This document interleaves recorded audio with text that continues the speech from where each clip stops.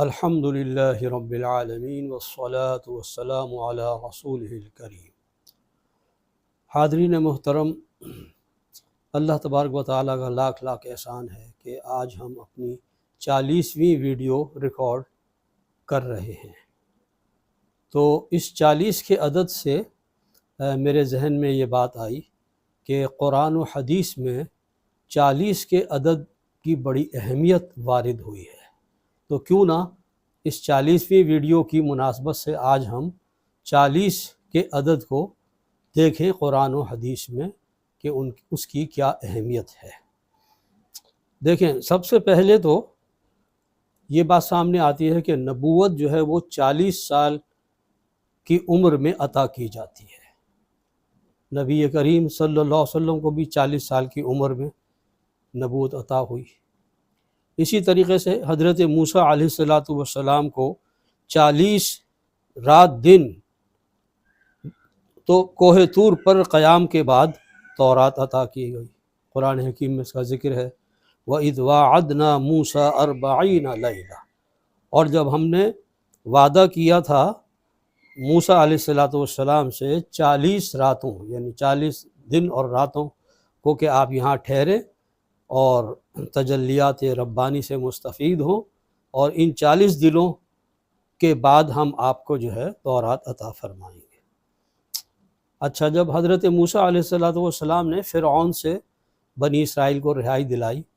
اور پھر اللہ تبارک و تعالیٰ کے حکم کے مطابق ان کو جہاد کے لیے آمادہ کرنے کی کوشش کی، تو انہوں نے صاف انکار کر دیا۔ اذهب انت وربك فقاتلا انا هاهنا قاعدون، جائیے آپ اور آپ کا رب جنگ کیجئے، ہم تو یہاں بیٹھے ہیں، ہم ہلنے والے نہیں ہیں۔ تو حضرت موسیٰ علیہ السلام بڑے مایوس ہوئے۔ اللہ تبارک و تعالیٰ نے ان کی اس نافرمانی پر اور نبی کا ساتھ نہ دینے پر یہ فیصلہ فرمایا کہ 40 سال کے لیے ان کو صحرا میں بھٹکنے کے لیے چھوڑ دیا جائے۔ چنانچہ قرآن حکیم میں فرمایا، قال فإنها محرمة عليهم 40 سنة يتيهون في الأرض، اللہ تعالیٰ نے فرمایا کہ ٹھیک ہے، تمہاری اس نالائقی کی وجہ سے اب یہ ارض مقدس جس کا ہم نے تم سے وعدہ کیا تھا وہ 40 سال کے لیے تم پر حرام کی جا رہی ہے، اور تم اسی طرح صحرا کے اندر بھٹکتے رہو گے۔ یتیہون فی الارض، تو یہ سزا دی گئی، وہ بھی 40 سال پر مشتمل تھی۔ نوٹ کرتے جائیں کہ یہ 40 کا عدد جو ہے کتنی اہمیت کا حامل ہے۔ اور محسوس ایسا ہوتا ہے کہ جس طرح انسان کا جسمانی بلوغ 14 یا 15 سال کی عمر میں مکمل ہو جاتا ہے، اسی طرح اس کا جو عقلی اور اخلاقی بلوغ اور پختگی جس کو میچورٹی کہا جاتا ہے وہ 40 سال پر جا کر مکمل ہوتی ہے۔ اسی لیے نبوت بھی 40 سال کی عمر میں عطا کی جاتی ہے۔ تو انسان کے اندر جو پختگی آتی ہے نا، سوچ میں ٹھہراؤ آتا ہے، میچورٹی آتی ہے، وہ جسمانی بلوغ کے ساتھ نہیں آتی، بلکہ وہ ایک عرصہ گزرنے کے بعد، جس 40 سال کے بعد وہ میچور ہوتا ہے کوئی بڑی ذمہ داری اٹھانے کے لیے۔ قرآن حکیم میں ایک جگہ سورہ الاحقاف کی آیت نمبر 15 میں اللہ تبارک و تعالیٰ نے ایک سعادت مند سلیم الفطرت انسان کا نقشہ کھینچا ہے کہ جب وہ فطرت کی رہنمائی میں 40 سال کی عمر میں پہنچتا ہے تو اس کے دل سے کیا صدا نکلنی چاہیے، تو اس کو قرآن حکیم نے محفوظ کر دیا ہے۔ اس دعا کو، بڑی عظیم دعا ہے، ہمیں ضرور یہ یاد کر لینی چاہیے، چونکہ اللہ تعالیٰ نے قرآن حکیم میں اس کو محفوظ کیا ہے 40 سال کے حوالے سے۔ اور ایک بات اور بتا دوں کہ یہی دعا بالکل انہی الفاظ میں حضرت سلیمان علیہ السلام کی زبان سے بھی قرآن حکیم کے اندر نقل کی گئی ہے، سورہ نمل کی آیت نمبر 19 میں۔ آخر میں ذرا سے کلمات مختلف ہیں، لیکن جو بڑا حصہ ہے دعا کا وہ سیم ہے۔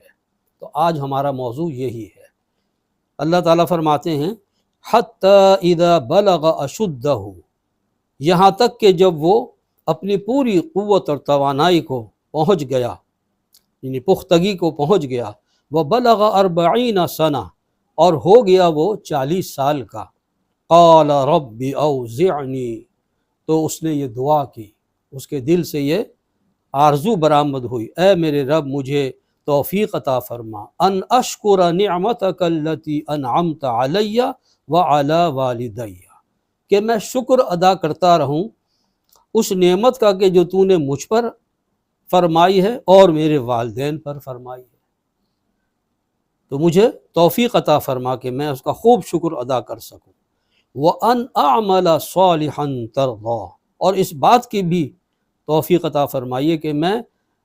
ایسے نیک اعمال انجام دوں کہ جن سے آپ راضی ہوں، جو آپ کے پسندیدہ اعمال ہوں۔ وَأَصْلِحْ لِي فِي ذُرِّيَّتِي، اور اصلاح فرما دیجئے، صالح بنا دیجئے میری خاطر میری ذریت کو۔ کیسی عظیم دعا ہے، اپنے والدین کی طرف سے شکریہ، اپنی طرف سے، اور اپنی اولاد کی اصلاح کے لیے دعا فرما رہے۔ وَأَصْلِحْ لِي فِي ذُرِّيَّتِي إِنِّي تُبْتُ إِلَيْكَ، میں آپ کی جناب میں رجوع کرتا ہوں، توبہ و استغفار کرتا ہوں، جو مجھ سے کوتاہیاں ہوئی ہیں حق العباد یا حقوق اللہ میں، حقوق العباد میں ان کی آپ سے معافی بھی چاہتا ہوں۔ وَإِنِّي مِنَ الْمُسْلِمِينَ، اور بے شک میں فرما برداروں میں سے ہوں۔ تو یہ الفاظ بڑے جامع ہیں، اور قرآن حکیم نے ان کو ریپیٹ کیا ہے سورہ نمل میں۔ تو دیکھیے بتلایا یہ گیا ہے کہ جب انسان اپنی عقلی پختگی کو پہنچ جاتا ہے تو اس کا یہ رویہ ہونا چاہیے، یعنی اگر وہ ایک سلیم الفطرت انسان ہے اور صحیح اس کی نشو و نما ہے، تو 40 سال کے بعد اس کا یہ معاملہ ہونا چاہیے کہ وہ اپنے رب کے حضور یہ استدعا کرے کہ اے اللہ مجھے شکر کی توفیق عطا فرما، تو نے جو نعمتیں مجھ پر میرے والدین پر نشاور کی ہیں ان سب کا مجھے شکر ادا کرنے کی توفیق عطا فرما، نیک اعمال کی توفیق عطا فرما جو آپ کو پسند ہوں، اور میری ذریت کی اصلاح فرما، اس کو نیک بنا، اور میں آپ کی جناب میں رجوع کرتا ہوں اور میں مسلمانوں میں سے۔ تو یہ دعا یاد کر لیں اور اپنی اولاد کو بھی سکھائیں، اور خود بھی اس دعا کو صمیم قلب سے مانگا کریں، بڑی عظیم دعا ہے۔ اچھا، اب ہم آتے ہیں احادیث کی طرف۔ احادیث مبارکہ میں 40 کے عدد کی بڑی اہمیت ہے۔ مثلا دیکھیے، فرمایا نبی کریم صلی اللہ علیہ وسلم نے کہ جو شخص 40 دن تک تکبیر اولیٰ کے ساتھ نماز پڑھے، یعنی اس کیفیت کے ساتھ نماز ادا کرے کہ اس کی تکبیر اولیٰ بھی فوت نہ ہو، جماعت کے ساتھ امام کے پیچھے جب امام پہلی مرتبہ کہتا ہے اللہ اکبر، یہ تکبیر اولیٰ ہوتی ہے، تو تکبیر اولیٰ بھی اس کی فوت نہ ہو۔ 40 دن اگر اس نے یہ اخلاص کے ساتھ نماز پڑھ لی تو فرماتے ہیں کہ اس کو جہنم اور نفاق سے چھٹکارے کا پروانہ عطا ہو جاتا ہے۔ سبحان اللہ، ترمذی کی روایت ہے۔ تو اس میں بھی دیکھیے 40 دن کا ذکر ہے، یعنی اس کا مطلب ہے کہ 40 کے عدد میں کوئی خاص بات ہے۔ اسی طریقے سے ابو درداء رضی اللہ تعالی عنہ سے روایت ہے کہ نبی کریم صلی اللہ علیہ وسلم نے فرمایا کہ جو شخص دینی امور سے متعلق 40 احادیث یاد کرے، یاد کرنے پر زور ہے، جیسے قرآن حکیم کے حفظ کا ایک معاملہ ہے نا، وہ تو معروف ہے، لیکن احادیث کو یاد کرنا،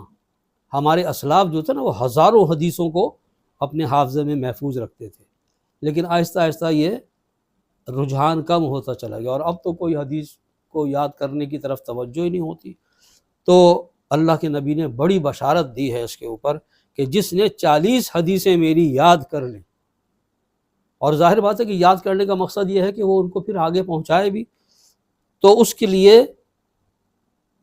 یہ بشارت دی اللہ کے نبی نے کہ وہ قیامت میں روز حشر عالم اور فقیہ کے طور پر اٹھایا جائے، اور میں اس کی سفارش کی ضمانت دیتا ہوں، میں گواہ ہوں، اس کے اوپر گواہ ہوں گا کہ یہ میرا جنتی جو ہے وہ امتی ہے۔ تو 40 احادیث کو یاد کرنا، چہل احادیث بہت سارے لوگوں نے اسی لیے مرتب فرمائی ہیں کہ اس کے ذریعے سے اس کو یاد کرنا آسان ہو جائے۔ تو یہاں بھی دیکھیے 40 کا عدد ہے۔ اچھا، پھر ایک اور روایت ہے حضرت ابن مسعود رضی اللہ تعالیٰ عنہ، اور یہ بڑی اعلیٰ سند کی روایت ہے، متفق علیہ، بخاری اور مسلم دونوں کے اندر آئی ہے۔ اللہ کے نبی نے فرمایا صلی اللہ علیہ وسلم، رحم مادر میں بچہ جو ہے وہ 40 دن تو نطفے کی شکل میں رہتا ہے، پھر اس کے بعد 40 دن وہ منجمد خون کی شکل میں رہتا ہے، پھر اس کے اگلے 40 دن وہ گوشت کے لوتھڑے کے طور پر رہتا ہے۔ جب یہ 40 دن کے 3 پیریڈ گزر جاتے ہیں، یعنی 120 دن مکمل جاتے ہیں، تب اللہ تبارک و تعالیٰ فرشتے کو بھیجتا ہے اور وہ اس میں روح پھونکتا ہے۔ تو آپ نے دیکھا کہ یہ 40 کے جو وقفے ہیں بڑے معنی خیز ہیں، اور 40 کے وقفے جب گزر جاتے ہیں تو پھر اس کے بعد روح پھونکی جاتی ہے۔ تو اس طریقے سے ہم قرآن و حدیث کا اگر مطالعہ کریں تو ہمیں 40 کے عدد کی بڑی فضیلت محسوس ہوتی ہے۔ ہمیں چاہیے کہ ہم اس کی طرف توجہ کریں اور اس سے فائدہ اٹھائیں، اور اللہ تبارک و تعالیٰ نے 40 سال کی عمر کو پہنچنے کے بعد جو توقع ہم سے وابستہ کی ہے، جس کو ایک دعا کی شکل میں جہاں پیش کیا ہے، اس دعا کو ہم نہ صرف یاد کریں بلکہ دل کی گہرائیوں سے وہ دعا کریں۔ اللہ تعالیٰ ہمیں اس کی توفیق عطا فرمائے۔ وآخر دعوانا الحمد للہ۔